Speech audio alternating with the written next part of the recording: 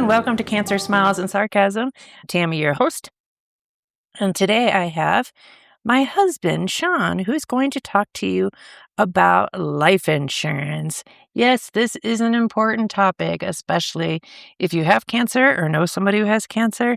This is a very important topic because it is a great investment, and we'll talk about that here in this podcast. So, Christopher Talent, he is a licensed broker. Hi, Christopher. How are you? I'm good. How are you? Good, thanks. So, what kind of life insurance do you sell?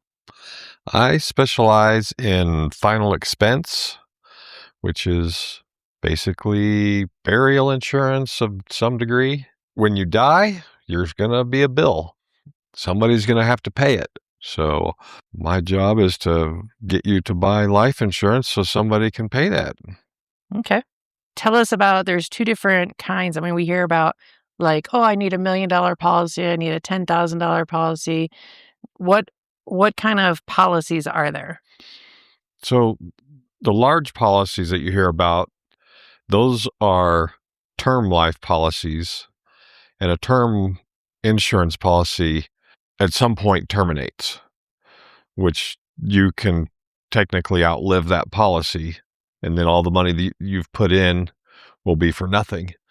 So whole life policies are generally between $10,000 and $30,000, and they last your whole life. They're going to be a little bit more money, but they never terminate. So, and it's generally, you're not going to get, like if someone comes to me that's 30 to 40 years old, I'm not going to suggest they get a whole life policy. I would suggest they get a term life policy. Whole life policy is really about, when you're in your 50s and 60s, and 70s. So towards the end. And of course, the older you get, the more expensive it gets, of course. Okay. So 20-something comes up to you and wants life insurance policy. You're going to sell them a term policy. Correct. And it would be probably like a 35-year policy, which when you're in your 20s, if your policy is going to end before you're 60, you hope you're going to live longer than that. But I mean, nobody really knows when their time is up. But when you're in your 20s, you certainly don't want a whole life policy. It just doesn't really make sense unless you can find one that's super, super cheap, like $5 or $10 a month or something, Okay. But that's a bill you're going to pay for the rest of your life, So if I'm 20, maybe I can get a $5 policy. If you're in your 20s or 30s and you have $1 million policy and your payment's $20, if you're struggling, you're like, well, I got to pay that because that's potentially $1 million to my family if something happens to me, I mean, because it really is more important than your phone bill, when you think about it. You're like, well, I can't do without my phone. Yeah, well, you're providing something for your family when you're gone, so that should be more important than your phone. That policy then, I mean, it's going to terminate. Can I change it into a whole life policy?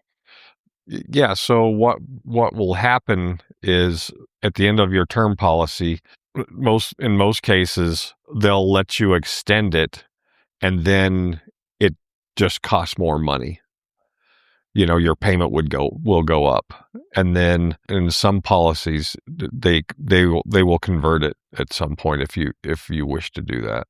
Okay. But then the price would then still increase. Okay. So I'm not wasting my money, right? Because eventually I'm going to get the opportunity to do something with it, and so that policy will follow me for the rest of my life, ideally. Correct. Okay. Yeah.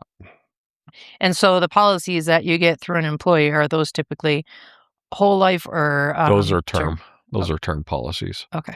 And they terminate when you leave that company. Okay. Which is why insurance companies like to do those, because they know at some point you're going to more than likely leave before you die.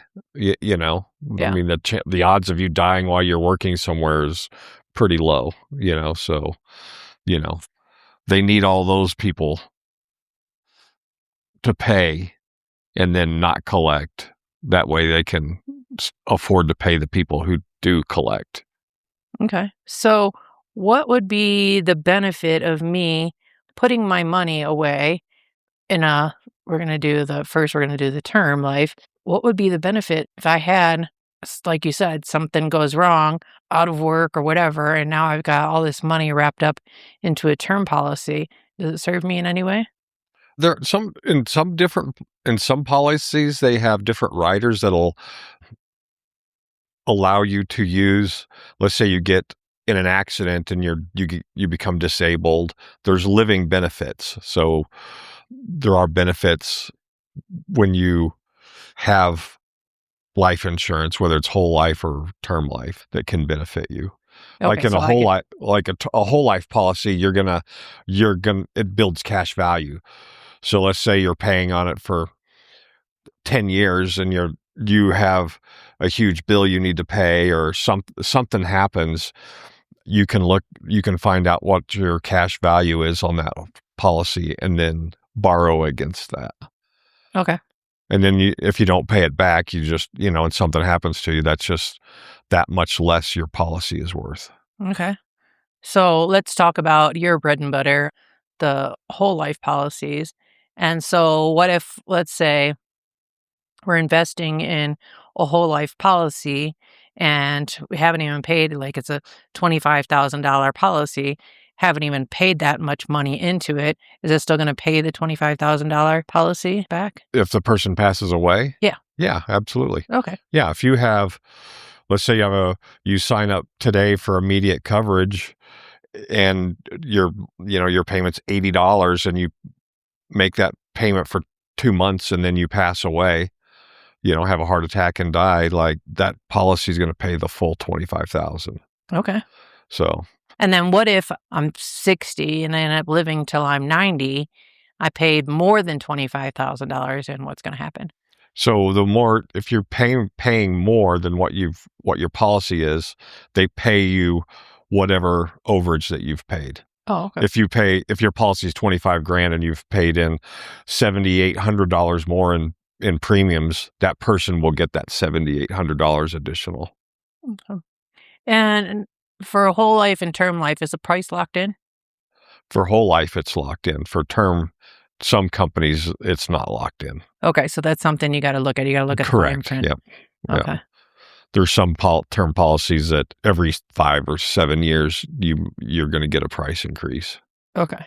and the older you get, the more it goes up.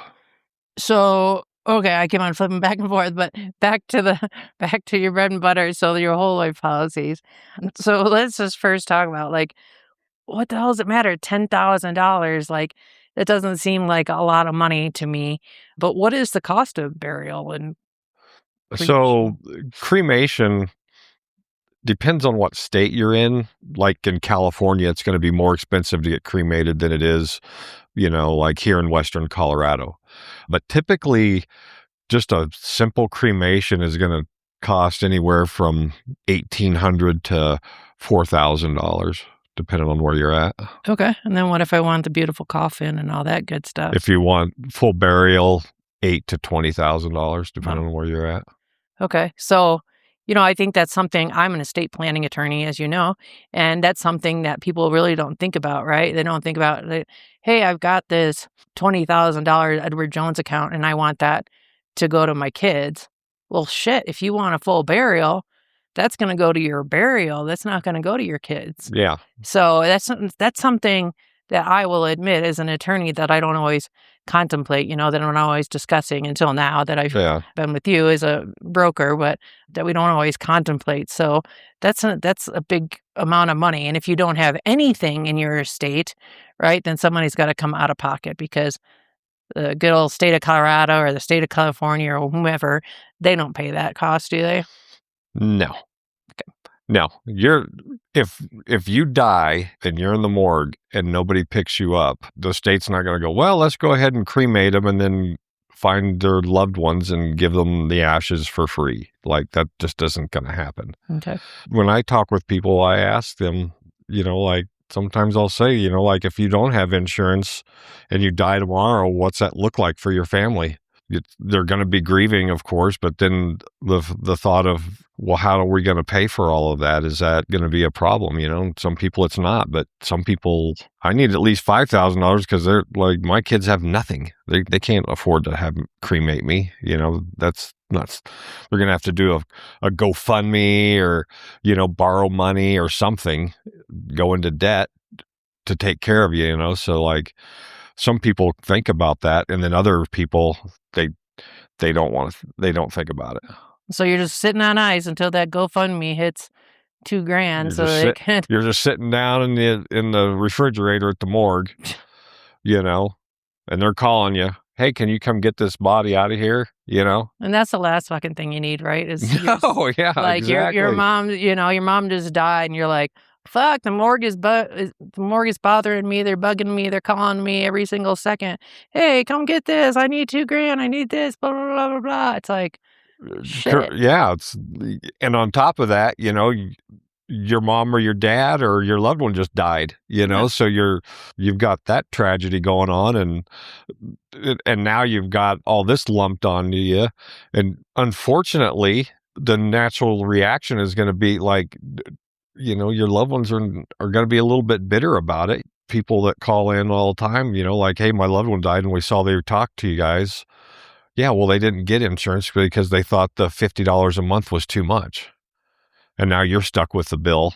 Yeah. So don't be mad at us. They're the ones who didn't want to do it, And so could I go out and get a policy for my mom? So knowing my mom, hey, mom doesn't want to fuck with that right now, but like, I would rather pay, I think mom's going to die, in a year or two.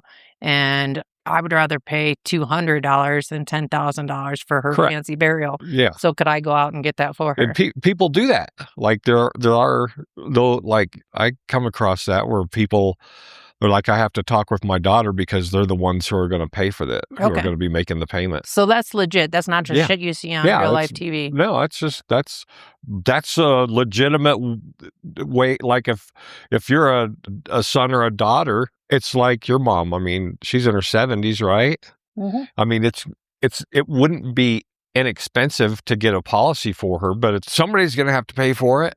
And if you're like, well, she doesn't have insurance, so it's going to be me. Well, I mean, would you rather pay for 5 or 6 years, $80 a month, or $10,000 at the end of it? So yeah.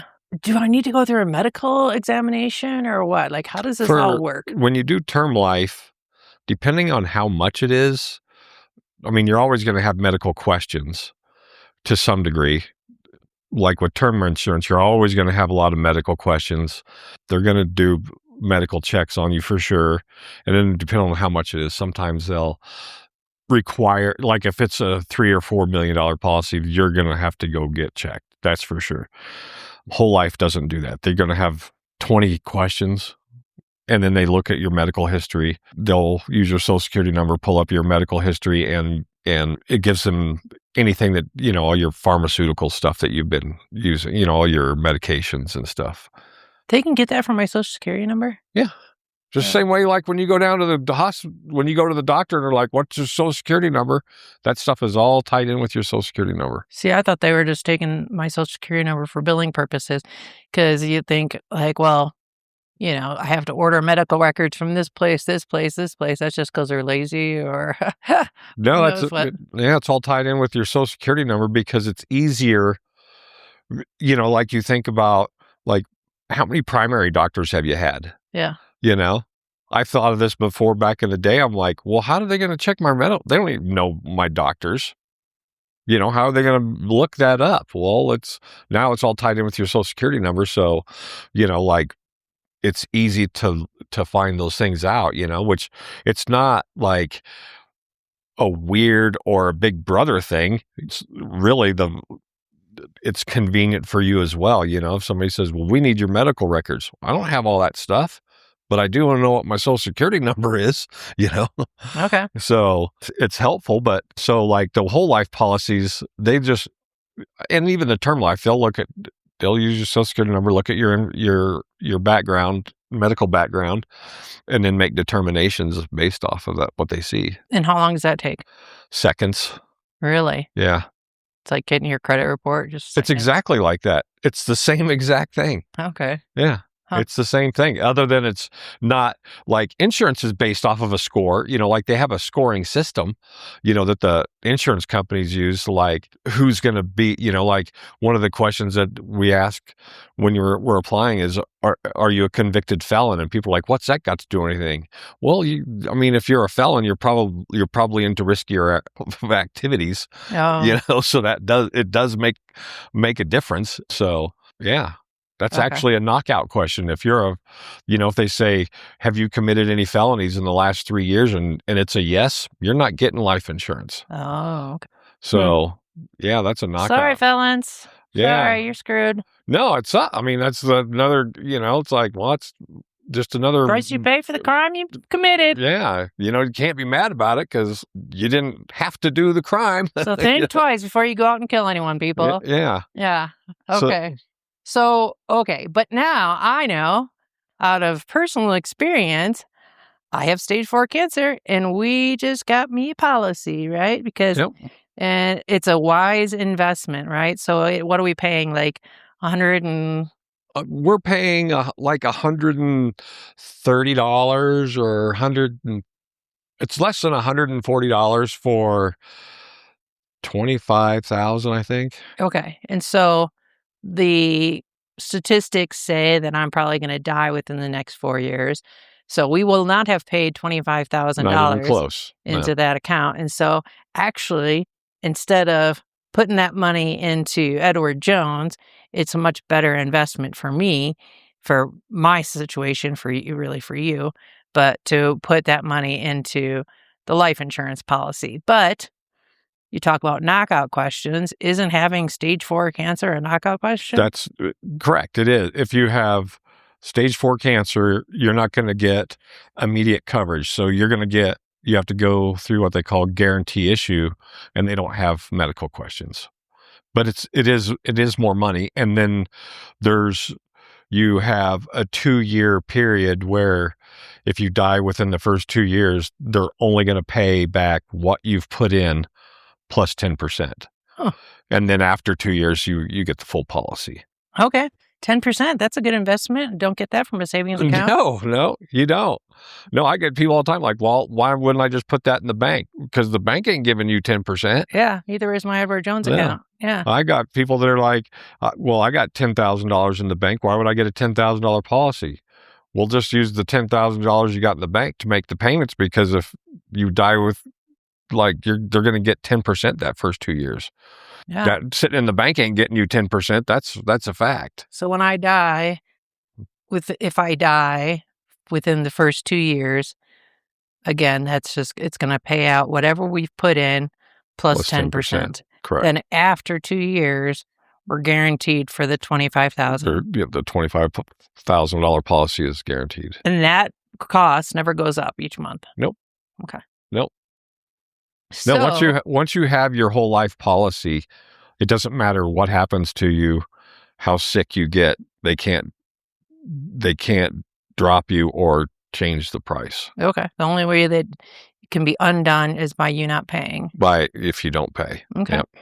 And that's what they hope. They hope you pay for a long time and then quit paying. So what states are you licensed in, Mr. Talent? I'm licensed in Colorado, Idaho, Montana, Arizona, Texas, Michigan, Minnesota, Ohio, North Carolina, West Virginia, Florida, Tennessee. And Tennessee. Yep. And so how can somebody go about finding you? When I call you, how long is this phone call going to last? From start to finish are typically between an hour and 20 minutes. And that's like when I call somebody and I just start talking to them, and then we're going through the whole process of talking about how much they need, what they need, and looking for the right policy. The application process is about 25 minutes.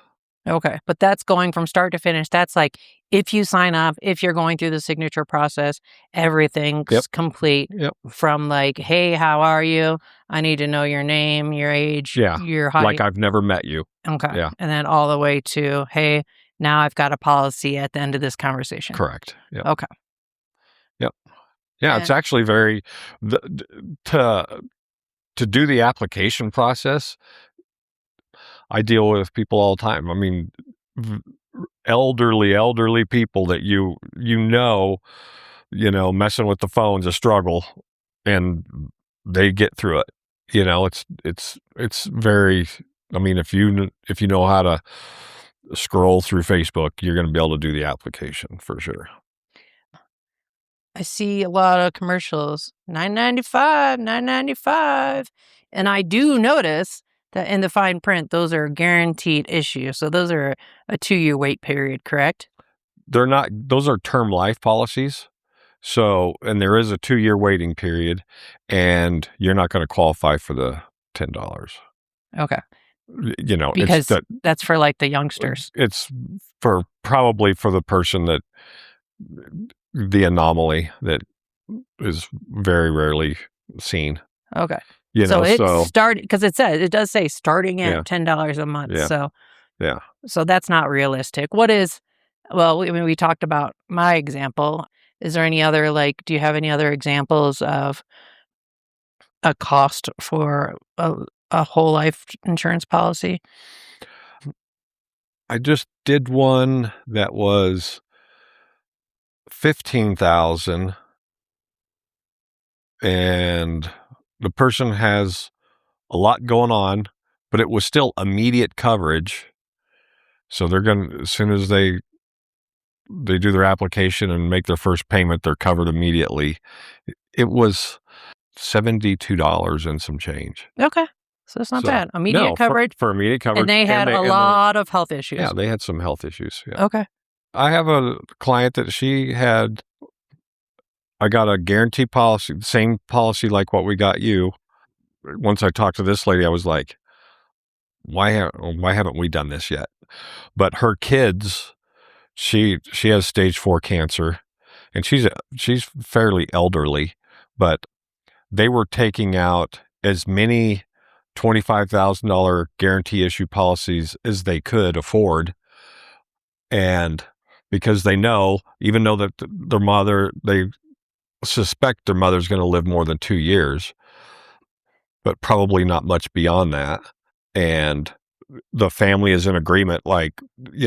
It seemed kind of weird for me in the beginning because it seemed almost, I don't know, like morbid in a way, or profiting off of someone's death. But if you know you're going, yeah, and it's like, well, I want to make sure my kids are taken care of, and the kids are going, well, if you know you're going, why don't I make that payment? She had 2 kids, and each company has a limit on how much you can take out. So they basically they were hitting every insurance company that they could sign up to, and their policies were like $125 a month, and they probably, I think they had 9 or 10 of those policies. So between the 2 kids, the payments aren't significant. I mean, they're significant every month combined, but the reality is they have about $1 million in coverage between the 2 of them, and their mother, who's not going to live at least another 5 years, so they'll probably pay in $50,000, and when their mother passes, they'll get, whatever those policies amounts are. Probably, I think it was like 800 and something, close to $1 million, 800 to $1 million. The investment part of it, well, yeah, it's a great investment. And the mom didn't care because she's not making the payments, Yeah. And it seems weird, it sounds weird, it feels weird, but financially, investment wise, it's like, well, yeah, that's a great way to invest your money. And there's going to be something very bad happen, and in the end, it's going to create a better situation for everyone financially. And you're not going to have your mother anymore, but because cancer took her life, cancer is also put hundreds of thousands of dollars in your bank. So Yeah. So in a case where I want to get my mom life insurance, does my mom have to sign off on that? your mom has to she has to sign off on it. You can't just get insurance on somebody and them not know life insurance. Okay. Because they have to answer the questions. You can't answer the health questions for your mother. She has to do the application. Okay. And then you also sign off on it at the end because you're the one paying for it. Okay. And it has to be like if you have a friend, like my dear friend has stage 4 cancer. And she said I could get life insurance on her. You can't. You have to be immediate family. You can't just get life insurance on anyone. Oh, really? Nope. You can get, if you're a business partner, Yeah. you can get an insurance policy on them, on each other. But if there's nothing connecting you, if it isn't a business or a partnership or immediate family, they won't let you do it. Okay.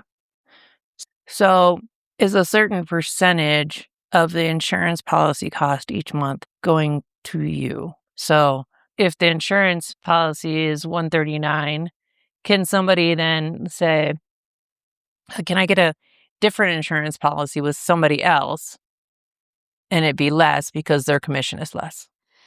No, because the commission, like we work directly with the insurance companies.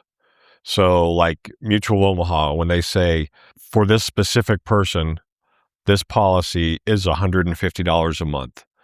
You can call every broker in town and whoever's contracting through Mutual Omaha, that plan is going to, if it's the same plan, it's going to be exactly the same money to the penny. Okay. Insurance agents, they get paid a commission, but there's also, it's such a weird system because you have, I don't want to say it's a pyramid scheme, but you work under somebody who also gets a part of that commission of what you just sold, so if you get 100% commission, if the policy is paying 100% commission, you're probably getting 60 and then 40% is going to other people you may have never even met. Okay. So, But at the end of the day, like as a consumer, it doesn't matter to me because it's not like going out and buying a car, right? I'm not going to go to Subaru in Montrose or Subaru in Detroit and get two different prices because there's clearly like that kind of a commission, right? That can fluctuate the cost of my car. Not with legitimate brokers. There's not. There's no, like I can't, if you said, well, man, that seemed like, what's my price? Oh, it's $200 when the Mutual of Omaha is telling me it's $150. I can't charge you $200 because I'm technically really the secretary for Mutual of Omaha. All I'm doing is the paperwork. They're providing the price. Okay. So they provide the price. It's all in the contract. I don't get to tell them, here's what I told them, and they said yes. All right. So how do we get in contact with you? My phone number is 970-892-9537, or you can go to Facebook and Insurance by Christopher. Insurance with Christopher. Insurance with Christopher. Yep. Okay. Yep. All right. Well, thanks for being here. Is there anything else you want to add? I would say the only thing I would add is you're going to see lots of advertising. Everybody does a lot of advertising on Facebook, and you see a lot of things like $30,000 free government program for $30,000. That's not exactly true. There's no free $30,000 life insurance program. Typically, so you're going to give us your information, then somebody like me is going to call you and you're going to be like, I want that $30,000 for free. That's not really a thing, so, and then there's just if you're seeing advertising, you just really got to look at it and go, does that even make sense? If it doesn't make sense, it's not true. And it's not, there's a grain of truth in it.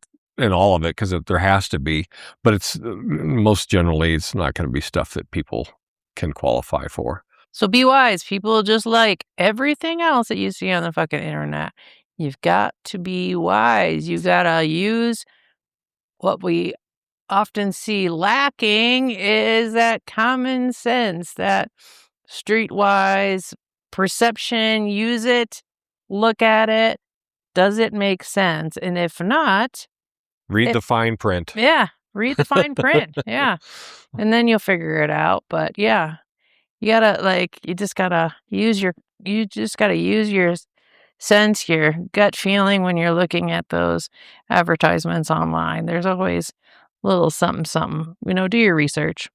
And also I would like to add that life insurance it'll be the most important insurance for your family that you ever get, yet it's the most procrastinated insurance that there is. Yeah, it makes sense because quite honestly, we're greedy. We're a greedy society, right? And so, I don't really want to invest. I'll invest for you, but, if it were, maybe my kids, I might go, I don't know. I provided for them their whole damn lives. Do I really want to provide for them now? But and some kids don't need it. Yeah. And there's some people who are like, hey, I don't want to leave that bill to my kids. I know they got money, but I just don't want to do that. And that's fine. And I've talked with people who are like, my kids are broke as hell and I don't care. They deserve exactly that giant bill that's coming to them, they're just mean about it. And you're like, damn. And then there's other people that when we talk and I'm like, what does that look like if something happens to you tomorrow? What's it look like for your family? And then they just go, it's not going to be good financially. And they're just like, I'm not having that. And what I can say as a probate attorney is that, it's shit like that tears families apart, right? So if you pass and you leave your children with a bill, and let's say only Sally has the means to pay for that funeral that you've always wanted, Sally pays for it now, and she's got the ashes, and then Joe and Billy Bob, they now want part of the ashes, and Sally's like, well, then give me some of the money that I fronted. Give me some of that cost. And it can tear families apart, right? Absolutely. It can really it can tear some sibling relationships apart. I see that all the time. I see families get torn apart by these small financial obligations.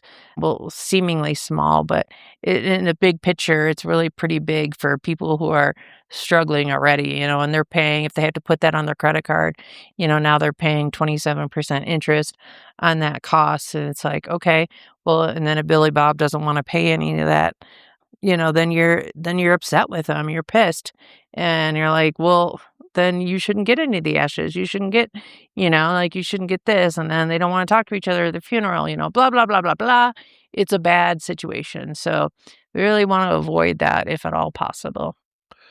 Yeah. Just do what, if you were in the position of having to take care of somebody, and everybody comes across it in their life, somebody will die that you're responsible or partly responsible for taking care of them. What are we going to do? It's my parents or your kid or something, it's like, how would you want that to be handled? Would it be easier for you to know oh man, they had a $25,000 policy. This is going to be great. Now we can throw them an elaborate funeral if that's what we want to do. You're thinking of how you're going to remember them, not how you're going to pay for them. Yeah. Now quit procrastinating. And I know there's people out there right now listening going, oh yeah, that's me. Get on the phone right now and call Christopher, 970-892-9537, serving your needs in 13 different states. And if one of those states isn't your state, still call me, because I have several associates that, we care about helping people. It's not about we'll get you the best policy for the best money, not what makes us the most money. We're going to get you the least expensive policy that we can get that works for you. All That's right. what we care about. Thanks, Christopher. Thanks, honey. All right. 970-892-9537. Thanks to everyone for listening. If you like this podcast, there's more to come, and there's more to be had about cancer in general. And yeah, fuck cancer. All right, follow me.